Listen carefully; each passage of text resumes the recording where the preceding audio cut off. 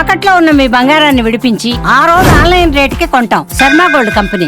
పక్క రిజిస్ట్రేషన్ తో కొన్నటువంటి register lands కూడా అవతలి వ్యక్తులు దొంగ పట్టాలు సృష్టించి ఏ విధంగా ఆక్రమణలకు పాల్పడుతున్నారు.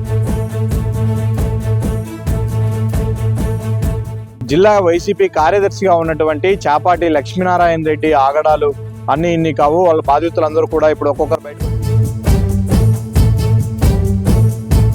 అటాక్ చేసి గొడ్డలితో వచ్చి సంపుతాము చేస్తామని బెదిరించినాడు.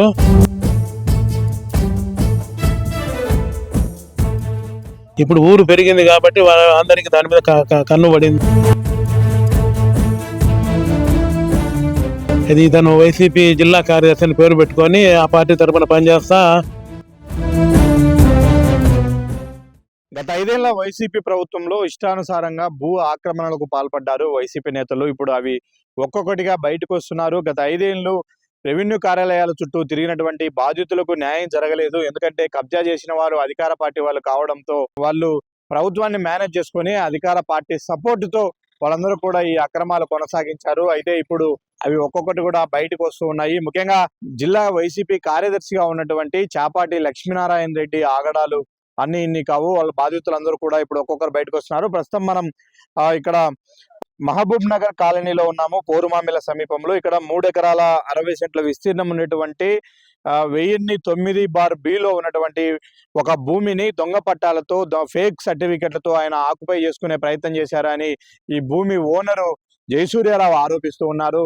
ఇప్పటికే అనేక సార్లు రెవెన్యూ వాళ్ళకు ఫిర్యాదు చేసినప్పటికీ రౌడీజం చేస్తూ కొంతమంది రౌడీలను తీసుకొచ్చి పలు దఫాలుగా బెదిరించే ప్రయత్నం చేశారు. తన భూమిలో తాను ఎంటర్ అవ్వడానికి కూడా అవకాశం లేకుండా అవతల వాళ్ళు చేస్తున్నటువంటి ఆగడాలు అన్ని ఇన్ని కావు. వీటిపైన చర్యలు తీసుకోవాలని ఇప్పటికే అధికారులకు అలాగే పోలీసులకు ఫిర్యాదు చేసినప్పటికీ పట్టించుకోలేదు. ఇప్పుడు ప్రభుత్వం మారిన తర్వాత అయినా ఖచ్చితంగా అప్పట్లో ఆక్రమణలకు పాల్పడినటువంటి వైసీపీ నేతలపైన ఇప్పటికైనా ప్రభుత్వ అధికారులు చర్యలు తీసుకొని తమకు న్యాయం చేయాలని కోరుతూ ఉన్నారు. పక్కాగా ఇదేమి డీకేటీ ల్యాండ్ కాదు, ప్రభుత్వం నుంచి వచ్చింది కాదు, అలాగని సరైన డాక్యుమెంట్లు లేని ల్యాండ్ కాదు. ఇది పక్కా రిజిస్టర్ ల్యాండు.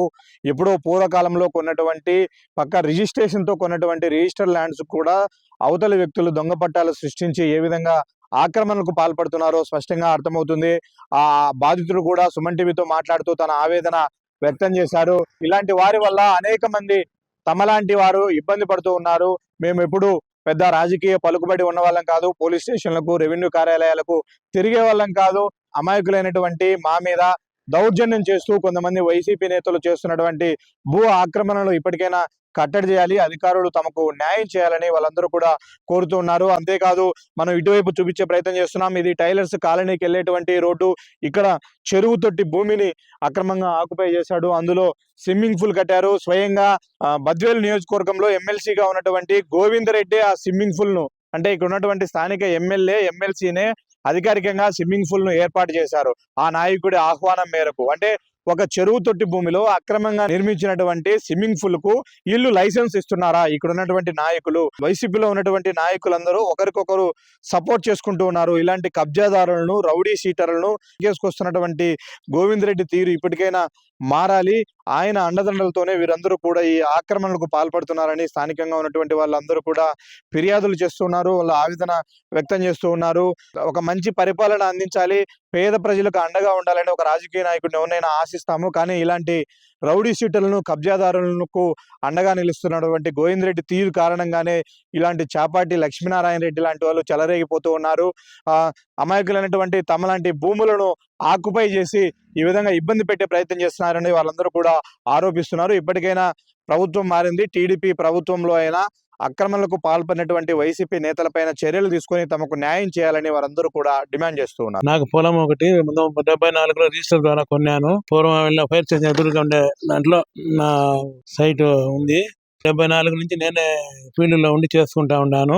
దాంతో ఈ మధ్య Chapati Narayana Reddy survey number 1009B 3 ఎకరాల 60 సెంట్లు పొలం అది. ఆ పొలం మీద ఈ చాపాటి నారాయణ రెడ్డి ఒక రౌడీ షీటర్ నా మీద కబ్జా చేయాలని ప్లాన్ వేసి దాని మీద 4 సార్లు నా మీద అటాక్ చేసినాడు. పొలంలో ఒక బారి బోర్ వేసుకుంటా అంటే బోరే బుడ్చినాడు 2011 ఆ ప్రాంతంలో. మళ్ళా 2012లో దొంగ పట్టా సృష్టించి హైకోర్టులో నా మీద పిటిషన్ వేసినాడు. ఆ పిటిషన్ మళ్ళా కొట్టేసినారు. అది మళ్ళా 2015లో నా మీద నా కొడుకుని నేను పొలంలో పని చేసుకుంటా ఉంటే నా మీద అటాక్ చేసి గొడ్డలితో వచ్చి నన్ను చంపుతాము చేస్తామని బెదిరించినాడు.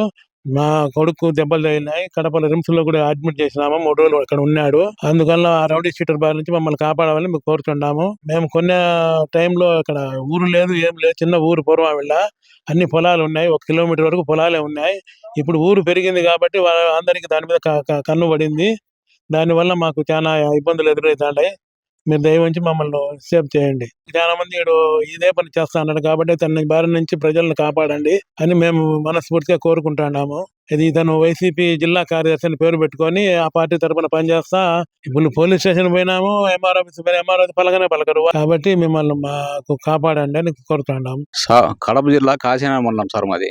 సావిశెట్టిపల్లి గ్రామంలో ఒడ్డమాన విలేజ్ గ్రామ పంచాయతీలో ఉండే నాగురయ్య కాశమ్మ అనే వారి పేరులో పట్టాపాదారు పాస్బుక్లు పీకోడు మండలం ఎంఆర్ఓ గారు, మళ్ళా కాశీనారాయణ మండలం ఎంఆర్ఓ గారు, ఆర్డీఓ గారు అందరు ఇచ్చింది సార్. మరి మళ్ళీ ఇచ్చిన తర్వాత మేము 2004 దున్నుకుంటా పోతే ఒక భూకాపీ చాపారు నారాయణ రెడ్డి అనే అతని లెక్కలు ఓబమ్మ భీమంటపు సౌదరావుపల్లి గ్రామ వాస్తవులు సార్ అడ్డుపడి అప్పుడు గత 25 సంవత్సరాల నుంచి ఇబ్బందులు పెట్టు మా కలెక్టర్ ఆఫీస్ చుట్టూ తిరుగుతూ ఏ న్యాయం జరగడం లేదు సార్. మాకు చాలా నిరుపేదలం సార్. మేము చాలా అన్యాయం అయిపోయినాం సార్. మాకు 50 పిల్లలము తినడానికి కూడు బట్ట కుడతలేక నిలబడిపోయి కేసులు పెట్టి మమ్మల్ని బద్దీలు సివిల్ కోర్టులో పెట్టి తిరుగుతూ దౌర్జన్యంగా దున్నుతూ కేసులు పెడుతూ ఇబ్బంది పెడతాను సార్ మమ్మల్ని. కలెక్టర్ ఆఫీసులు ఆర్డీఓ ఆఫీసులు కాళ్ళు చేతులు అరిగిపోయేదాకా తిరిగినా కానీ గత 28 సంవత్సరాలు 49 సంవత్సరాలు వచ్చేది సార్ నాకు.